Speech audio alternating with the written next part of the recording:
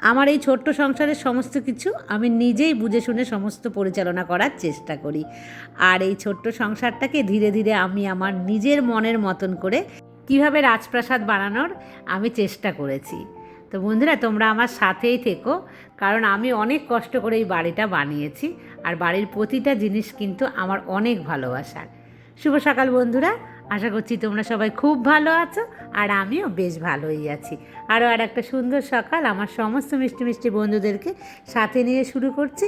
আর আমার মা এসছে তোমরা জানোই, তো অনেক কাজ কিন্তু আমার কমে গেছে। মানে আমার ঠাকুর পুজো দেওয়া, তারপরে হচ্ছে এই যে ধরো রান্না করার অনেক দায়িত্ব কমে গেছে। মা জানো তো কাটতে পারে না, মানে সবজি, তারপরেও কিন্তু চেয়ারে বসে আমাকে কেটে দেবে। মানে মা থাকলে এগুলো আমার অনেক সুবিধা, অনেক কাজ আমার কমে যায়। তো উঠেছি অনেকক্ষণ আগেই, ছোটোখাটো যে কাজকর্ম করেছি সেগুলো আর তোমাদের সাথে শেয়ার করিনি। তারপর থেকে তোমাদের সামনে আসলাম। মা নিচে পুজো দিচ্ছে, মানে সকালের পুজো। আর সকালের পুজো কিন্তু অনেক আগেই, মানে মা থাকলে আমার আগেই দেয়। আমার হয়তো 8টা মতন বেজে যায়, মা 8টার আগেই কিন্তু পুজোটা দিয়ে ফেলে। আমি বললাম তুমি পুজো দিয়ে সকালবেলা তারপরে আস্তে ধীরে আসো। মা কিন্তু পুজো দেওয়ার আগে না জলও খায় না। আমি কিন্তু আবার খেয়ে নিই, জানো তো বন্ধুরা, মাঝে মাঝে, সব সময় না। তো যাই হোক, আমি এখন এখানে 1 গ্লাসে জল খেলাম, 2 গ্লাস খেলাম না। আর বন্ধুরা, তোমরা তো দেখতে পেলে আমি স্টিলের গ্লাসে জল খেয়েছি, বলছি আমি না কাঁচের গ্লাসটা ভেঙে ফেলেছি। মানে অবাক হয়ে যাবে কী করে কাঁচের গ্লাসটা আমি ভেঙে ফেললাম, সেটা তোমাদের সাথে শেয়ার করিনি। কাঁচের গ্লাসটা টেবিলের ওপরেই ছিল। আমি হাঁটতে গিয়ে, জানো তো, জানলার ওখান দিয়ে, মানে কি কৌতূহল আমার, দেখো কি একটা বাজনা যাচ্ছিল জানলার, আমাদের মানে একদম গলির ভেতরে। তো আমি না উকি মেরে দেখতে গেলাম যে জানলার ওখানটাতে কি হচ্ছে। মানে ওখান দিয়ে হঠাৎ করে কিন্তু বাজনা বাজছে। তো আমি ভাবলাম যে কি হলো, দেখি তো হঠাৎ গলির ভেতরে বাজনা কিসের। তো দেখলামও, দেখে আসার সময় একদম ধারে ছিল গ্লাসটা। আর ওই গ্লাসটা আমার হাতে লাগলো আর টাপাং করে মানে একদম নিচে পড়লো, চূর্ণ বিচ্ছিন্ন হয়ে গেল। আর আমার তো মানে ভেঙে গেছে, তো কষ্ট পেয়েছি, তার থেকেও বেশি কষ্ট আমি পেয়েছি যে ওটা যে এবার মানে কুড়িয়ে কাচিয়ে ভালোভাবে তুলতে হবে না। আমার ফ্লোরে মানে এতটাই পরিষ্কার, আর কাচের রঙও যে পুরোটাই কিন্তু মানে মিশে যাচ্ছিলো। তো যাই হোক, আমি আর কি করব, সেটাকে পরিষ্কার করলাম, তো তোমাদের সাথে আর শেয়ার করলাম না। সেটা কিন্তু ঘটে গেছে বেশ কয়েকদিন আগেই। তারপর থেকে খাচ্ছি। আর কাঁচের গ্লাস আমার কাছে আছে, তোমরা দেখেছিলে যে আমি বোরোসিলের নতুন একটা প্যাক কিনেছিলাম। আর বোরোসিলের মানে কাঁচের গ্লাসই আমার বেশি ভালো লাগে। তো যাই হোক, মাকে তো চা খাইয়ে দিলাম, মা চা খেলো। তারপর আমি জল খেয়ে নিচে এসেছি, তো হেনাও চলে এসছে।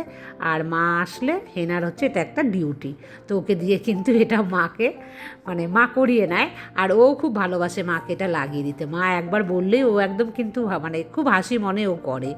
আর আমি, জানো তো বন্ধুরা, এই কাজটা একদমই পারি না। জানি না আমার চুল যখন কালার করতে হবে তখন যে কিভাবে আমি করব। আর আমার তো ভীষণ ঠান্ডার ধাঁচ, তোমরা জানোই।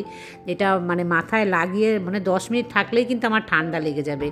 তো আমার খুব ভয় যে, তবে আমার ধীরে চুল পাকে, তো মানে আমার বাবার চুলের ধাঁচ হচ্ছে আমার চুলটা, আর মায়ের হচ্ছে মানে আমি যখন খুব ছোট তখন থেকে আমার মায়ের কিন্তু পাকা চুল আমি দেখতে পাই। আর আমার বাবা যখন মারা গেছে তখনও কিন্তু চুল খুব একটা বেশি পাকেনি, পেকেছিল। তো আমি কিন্তু আমার কিছুটা আমার বাবার ধাঁচের মতনই পেয়েছি। আমার বাবার চুলও খুব কালো ছিল, আর আমারও চুলের জাতটা কিন্তু ভীষণই কালো। বন্ধুরা, আমি কিন্তু রান্না শুরু করেছিলাম, তবে রান্না কিন্তু আমি শেষ করিনি। রান্না শেষ কে করবে? মা কিন্তু করবে। মায়ের উপরে দিয়ে আমি বললাম যে না, তাহলে এই কাজগুলো আমি করে নিই। আর মায়ের হাতে রান্না খেতে কারা কারা ভালোবাসো? আমার মা কিন্তু একটা সময় ভীষণ ভালো রান্না করতো, কিন্তু কি বলো তো, এখন একটু তালগোল পাকিয়ে ফেলে। মানে একটু নুনের যে ব্যালেন্সটা না, ওটা একটু বেশি দিয়ে দেয় মাঝে মাঝে। তো যাই হোক, তবুও ভালোবাসি মায়ের হাতের খেতে আমরা সবাই। আমাকে একজনও জিজ্ঞাসা করেছো যে আমি রেগুলার ঘর মুছি কি না, আবার আরেকজনও জিজ্ঞাসা করেছিল যে আমি ঘর মোছার সময় কি ব্যবহার করি। আমি রেগুলারই ঘর মুছি, ঘুরিয়ে ফিরিয়ে, মানে প্রত্যেক দিনই মোটামুটি আমার মোছা হয়ে যায় ঘর। আর তার সাথে আমার হাউস হেল্পার আছে, সে কিন্তু আমার ঘর রেগুলার মোছে। আর ঘর মোছার সময় আমি কিচ্ছুই দিই না, যেহেতু আমার রেগুলার ঘর মোছা হয়, সেই জন্যই কিন্তু আমার ঘর পরিষ্কার থাকে। কেবলমাত্র আমি লাইজল ইউজ করি। মার্বো কেয়ার বা মার্বো প্লাস বলে যে একটা মার্বেল যে পরিষ্কার থাকা যে লিকুইড পাওয়া যায় না, সেটাও কিন্তু আমি ব্যবহার করি না।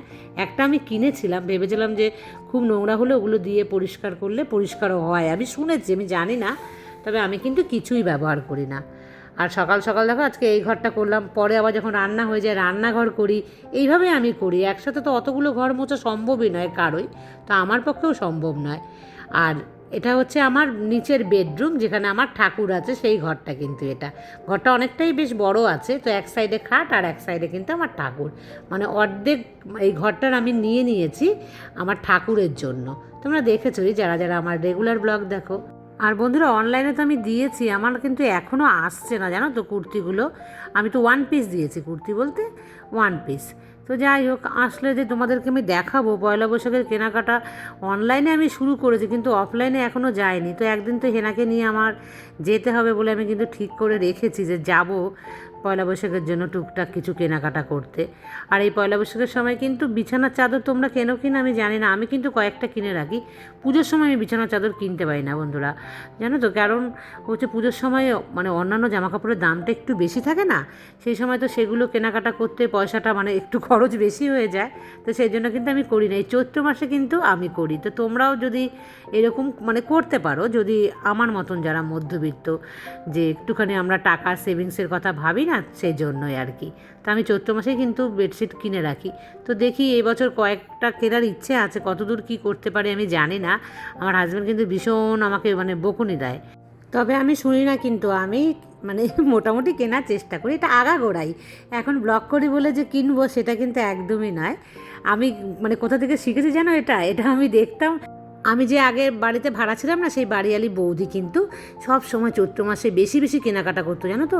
ওনারা তো একটু মানে বড় লোক, ওনারা কী করতো জানো তো, মানে সারা বছর বিয়ে বাড়ি অনুষ্ঠান পাক না পাক তার জন্য কিন্তু 8টা-10টা করে শাড়ি, এরকম 8টা-10টা বেডশিট, মানে নানা রকম সমস্ত কিছু নিজেদের জন্যও তো, কিন্তু এক্সট্রা বিয়ে বাড়ির জন্যও কিন্তু এই চৈত্র সেলে কিনে রাখতো।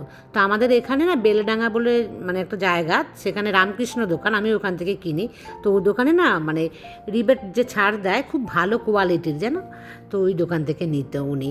তো আমার না ওখান থেকে দেখে কিন্তু মানে অল্প অল্প করে আমার শেখা। আমি তো অত কিনে রাখি না, যেহেতু বিয়েবাড়ি টিয়েবাড়ি আমার পড়েই না, তো সেই কারণে কিন্তু আমি নিজেদের জন্য অল্প অল্প করে কিন্তু আমি কিনি। তো অল্প অল্প করে তোমরা দোকান থেকে, এমনি বাইরের কোনো জায়গা থেকে কিনলে কিন্তু ভালো হয় না চৈত্র সেলে। মা সকালের পুজো দিয়েছে, আমি কিন্তু এখন দুপুরের পুজো দিতে আসলাম। মাঝে মাঝে ভালো লাগে না, আমার তো ভীষণ ভালো লাগে গোপীসোনাদের সাজাতে। তো জানো তো বন্ধুরা, আমাকে না অনেকে অনেক কথাই কিন্তু এই পুজো নিয়ে বলছে। আমি না বুঝতে পারছি না, আমি কিন্তু কনফিউজ হয়ে যাচ্ছি। এক একজনে এক এক রকম আমাকে মানে পুজোর যে কথাগুলো বলছে তাদের মতো করে তারা বলছে আমাকে। তবে আমি যেভাবে পুজো দিই, আমি যেভাবে করি, বা আমি দেখেছি আমাদের মা, আমার শাশুড়ি মাকে, তো আমি কিন্তু সেইভাবেই পুজো দিই, বা আমাদের গুরুদেবরা যেইভাবে আমাদের বলেছে আমি কিন্তু সেই অনুযায়ী পুজো দিই। আজ তো বৃহস্পতিবার নয়, আমি একটা পেয়েছি পদ্ম জানো তো, তাই মায়ের হাতে দিয়ে দিলাম। আমি কিন্তু ঘটে আর দিলাম না, বৃহস্পতিবার হলে ঘটেই দিতাম। তো যাই হোক বন্ধুরা, তোমাদেরকে আমি বলছি, আমি কিন্তু আমার মতন করেই আমি পুজোটা দিচ্ছি। আমাদের এটা নিয়ম, যে আমাকে একজনও বলেছে, ভালোভাবে বলেছে, যে এরকম থালাতে দিতে নেই নাকি রাধা মাধব গোপীসোনাদের ভোগ। কিন্তু আমি জানি না, আমি না প্রথমে এরকম আমি শুনলাম আর কি। তবে দেখো, পুজো হলো ভক্তি, যে যার মতন ভক্তি দিয়ে পুজো করো, এটাই হলো বড় কথা। কী দিলাম, কতটা দিতে পারলাম, সেটা আমার মনে হয় না যে প্রাধান্য বা প্রায়োরিটি রাখে সেটা। তো যাই হোক, আমার গোপসোনাদের আমি পুজো দিয়ে দিয়েছি, মানে দুপুরবেলার ভোগ। এখন যাব আমি খাওয়া দাওয়া করতে ওপরে। আর মা কিন্তু সমস্ত রান্না মানে বাদবাকি করেছে। কী রান্না করেছে আমিও দেখিনি, আমি তো মায়ের ওপরে পুরোটা ছেড়ে দিয়ে চলে এসেছি। এই ভেন্ডি চচ্চড়ি আমিই রান্না করেছিলাম। আর এটা দেখেছো কী মাছ, রুই মাছ। মা কী করেছে, একটা কাঁচকলা ছিল, সেই কাঁচকলা একটু পটল সব কুচিয়ে একটা ঝোল করেছে। আর যে ছোটো মাছ ছিল, সেই ছোটো মাছটার একটু ঝাল মতন করেছে। তো এটা দিয়ে কিন্তু খেয়ে নিয়েছিলাম বন্ধুরা। এখন আসলাম বিকেলবেলা। সকালবেলায় কাজটা না করলে বিকেলবেলা করতে হয়। তোমরা দেখবে যে আবার সকাল হতেই না এটা কীরকম কাঁচটা আবছা আবছা একটা কেমন জল জল দাগ দাগ হয়ে যায়। আমার না ভালো লাগে না, এটা চকচক করতে থাকবে, তাহলেই কিন্তু দেখতে বেশি ভালো লাগে, তাই না বন্ধুরা? আর বন্ধুরা, একটা কথা বলি, যে আমি তো আগের দিন বলেছি যে আমি না বুঝতে পারি, এটা বুঝতে পারা যারা ভিডিও করে, কে লাইক দেয় না লাইক দেয় সে বিষয়ে। যাই হোক, আমি দেখো এটা তোমাদেরকে বলেছি ভীষণ সরলভাবে, কিন্তু আমি কথাটা বলেছি। তো তোমরা আমাকে অনেকেই লাইক দাও, আবার অনেককেই দাও না। তার মধ্যে তিথি কিন্তু আমাকে বলেছে এই কথাটা, যে ও নাকি ভুলে যায়। যাই হোক, ভুলে গেলে তো আর আমার কিছু বলার নেই। সেখানে তিথিকে আমি অনেক ভালোবাসি, যাকে ভালোবাসি তাকে আমরা ভুলি না। তো ও ভুলে যায়। ও আমাকে অবশ্য বলেছে যে তুমি আমাকে মনে করিয়ে দেবে। দেখো, মনে তো আমি করিয়ে দিতে পারি কি, সেটা তো হয় না। যাই হোক, তিথি যদি আমাকে ভালোবাসে তাহলে অবশ্যই ও আমার জন্য একটা লাইক দেবে। আর ওদিকে সুনন্দাও আমাকে বলেছে যে ও লাইক দেয় না, কারণ হচ্ছে ভিডিও নাকি সেভ হয়ে থাকে। তো এটা কোনো কথাই নয়। যাই হোক, আর সুনন্দা আমাকে এটাও বলেছিল যে ও কখনো ভিডিও করবে, নতুন বাড়ি বানাতে ও তখন কোনো একটা চ্যানেল খুলবে। তো ও যেভাবে ভেবেছে যে লাইক দিলে ভিডিওটা থেকে যাবে, তো আমার মনের মধ্যে না এই কোশ্চেনটাই এসছে, যদি থেকেই যায় সেই ভিডিওটা, তাহলে ও যখন ভিডিও করবে তাহলে তো ওর ভিডিওতেও কেউ লাইক দেবে না, যদি ওর মতন করে কেউ ভাবে। আমি কিন্তু এরকম করে কখনোই ভাবিনি, বা হয়তো আমার যে সমস্ত বন্ধুরা আমাকে লাইক দাও তারা হয়তো এভাবে কেউ ভাবোও না। যাই হোক, কে লাইক দেবে না দেবে সেটা তো তার ব্যক্তিগত বিষয়, কিন্তু আমাকে ভালোবেসো। আমাকে অবশ্য সুনন্দা বলেছে যে ভালোবাসি, আমাকে তোমাকে লাইক না দিলেও। যাই হোক, আমি তবুও ভালোবাসি, আমাকে লাইক না দিলেও আমি তোমাদের সবাইকে ভালোবাসবো। তবে এটা আমার কাছে মানে কি বলো তো, একটু মনে হয় যেন আমি এগিয়ে যেতে পারবো। আর দেখেছো বন্ধুরা কারা এসছে, এরাই কিন্তু মানে তোমরা কি বুঝতে পারছো? বুঝতে পারো নি, আমি বলে দিই একটু, যে এই দাদাটাকে দেখতে পেছো না, সাদা শার্ট পরা, ওটা দাদা, বৌদি, তার ছেলে মেয়ে। মানে আমার যে জেঠতো দাদার আর মানে শ্বশুর বাড়ি, মানে আমার জেঠতো দাদার হচ্ছে এটা সম্বন্ধী। সম্বন্ধী তো বলে যে মানে বৌদির দাদা, যে বৌদি মারা গেছে সেই বৌদির দাদা বৌদি। আমি এনাদের বাড়িতে সেই যে দোল উৎসবের সময় যে কীর্তন দেখিয়েছিলাম না, সেই দাদা কিন্তু। যাই হোক, এখানে এসছে। আর তোমাদের বলে যে আমাদের এখানে বারোদল মেলা কিন্তু শুরু হয়েছে। তো সেই মেলার জন্যই এই দাদারা এসছে একটু মেলা দেখতে, মানে রথ দেখা কলা বেচা যাকে বলে না, সেটাই কিন্তু দাদারা এসছে। তো দাদা আসার সময় দেখো নিয়ে এসছে আমাদের কৃষ্ণনগরের ভীষণই বিখ্যাত এটা কেশরী ভোগ। তো দেখো বন্ধুরা, আমি তো দিয়ে দিচ্ছি দাদাদেরকে, আমি একটু চা বানিয়েছি, তার সাথে বিস্কিটও দিচ্ছি। আর তার সাথে কিন্তু আমি কিছু আবার যাবো, যে দাদাদেরকে দিয়ে দিলাম চা বিস্কিট দিয়ে, কিছু মিষ্টি আমি নিয়ে আসি না আমার তরফ থেকে। আমার বাড়িতে যেহেতু কেউ নেই, সেই জন্য কিন্তু আমাকেই যেতে হয়। আর দাদারা আসার কথা ছিল আগেই, কিন্তু আবার ভাবলাম কি না, দাদারা ফোন করছে না আসবে কি আসবে না, সেই কারণেই কিন্তু আমি আগে থেকে কিছু ব্যবস্থা করিনি। যাই হোক, আমি মাকে বললাম যে তোমরা বসে গল্প করো, তো আমি এক দৌড়ে যাব আর আমি কিন্তু আসবো। আর আমার বাড়ির খুব কাছেই কিন্তু মিষ্টির দোকানটা, অনিতা খুব ভালোভাবে জানে, অনিতা আমাকে জানে যে আমি কোথায় থাকি। তো দেখো, আমি দৌড়ে গিয়ে কিন্তু নিয়েও চলে এসেছি। যাই হোক, আমি অল্প একটু নিয়ে আসলাম গিয়ে, তো সেটাই কিন্তু আমি দিয়ে দিচ্ছি। আর মানে এই সমস্ত খাওয়া দাওয়া করে তারপরে আমাদের বাড়ির সামনে তোমাদেরকে বলেছি বারোদোল আজকে হলো 3 দিন। তো আজকে হচ্ছে মানে 3 দিন রাজবাড়িতে ঢোকার যে শেষ দিন, সেই দিনটা। এখানে দেখতে পাচ্ছ প্রচুর প্রচুর কিন্তু বাইরে থেকে এখানে আসে, যে কি বলে ভিখারি বলে যাকে, যাই হোক তাদেরকে কিছু এখানে কিন্তু দান দেওয়া হয়। আর এবার কিন্তু রাজবাড়িতে রাজামশাই মারা গেছে আমাদের কৃষ্ণনগরের যে রাজার বাড়ি এটা। তো এখানে মেলাটা হয়, রাজবাড়ির যে বলে না যে পুজো যেখানে হয়, সেখানে কিন্তু ঢুকতে দেয়নি কাউকে। তো 3 দিন খোলা থাকে ওই নাট মন্দির, তোমাদেরকে বলেছিলাম, কিন্তু এই বছর হলো না। দাদারা কিন্তু এই নাট মন্দির দেখার উদ্দেশ্যেই বিশেষ করে এই মেলাটা দেখতে এসেছিলো।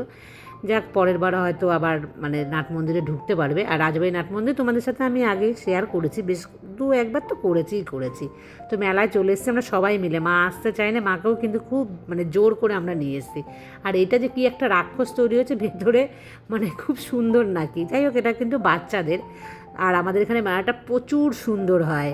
আর এটা দেখেছো সুনামি, এটা নাকি আছে, আমি অবশ্য কলকাতাতে কখনোই যাইনি। নিকো পার্ক না কোথায় একটা যেন আছে, বেশ হাই, অনেকটা নাকি উঁচুতে। এখানে অতটা উঁচু নয়, তবে ভীষণ চিৎকার করছে কিন্তু এই সুনামিতে চড়ে ছেলেমেয়েরা, সমস্ত ইয়াং ছেলেমেয়েরাই উঠেছে। আমি প্রথম কিন্তু এত কাছ থেকে দেখলাম, তো এত লাইট না, সে কারণে দেখো চোখটা কিন্তু একটু ধাঁধিয়ে যাচ্ছে এই জায়গাটাতে। যাই হোক, ছেলেপেলে এত চিৎকার করছে, বলছে যে থামিয়ে দাও। আমি তখন আবার ইয়ার্কি মেরে বলছি থামাবেন না, আরও 5 মিনিট বেশি চড়ান, এটাতে চললে মাথা ঘুরে যায় না, পুরো উল্টে পাল্টে দিচ্ছে দেখো। যাই হোক বন্ধুরা, সবাই কিন্তু আইসক্রিম খেয়েছে, আমি সেই জায়গাটা ভিডিও করতে ভুলে গেছি, মানে দাদাই সমস্ত কিছু খাওয়াচ্ছে। আমার ফুচকা খাওয়া হয়ে গেছে, আমি আর ওই মেয়ে মানে দাদার মেয়ে ওই ভাইজি জল ফুচকা খেয়েছি। আর কেউ খাবে না, ওই দই ফুচকা নিয়েছে, তো দাদার ছেলে। তো মাকেও বলছে একটা খাও, সবাইকেও একটা একটা করে কিন্তু মানে দিচ্ছে ওই আমার ভাইপো। ওই ভাইপোটা ভীষণ মিশুকি জানো তো, ভীষণ গল্প করে, কথা বলতে ভীষণ ভালোবাসে। তো আমাকেও সাহায্য দেখো, আমি আর খেলাম না, যে আমি তো খেয়েছি 20 টাকার জল ফুচকা খেয়েছি আমি, 20 টাকায় 10টা ফুচকা দেয় এখানে। আর দাদারা এখন নবদ্বীপ চলে যাবে, এই টোটোটাই রিজার্ভ করেছে। আর এই টোটো করে আমাদের বলছে যে একটুখানি আমাদের এখান থেকে বাড়ি আমার কাছেই, বলে চলো ওইটুখানি অবধি তোমাদেরকে ছেড়ে দিই, তারপরে কিন্তু আমরা চলে যাব। তা আমি বললাম কি হবে ওইখানটাতে? দাদা বলছে হ্যাঁ হ্যাঁ হয়ে যাবে। ওরা আছে 4 জন, আমরা 2 জন। তো মা আর বৌদি বসেছে এক সাইডে, আর এই সাইডে বসেছে দেখো আমি, দাদার কোলে কিন্তু দাদার মেয়ে, আর ভাইপো বসেছে ওই সামনে।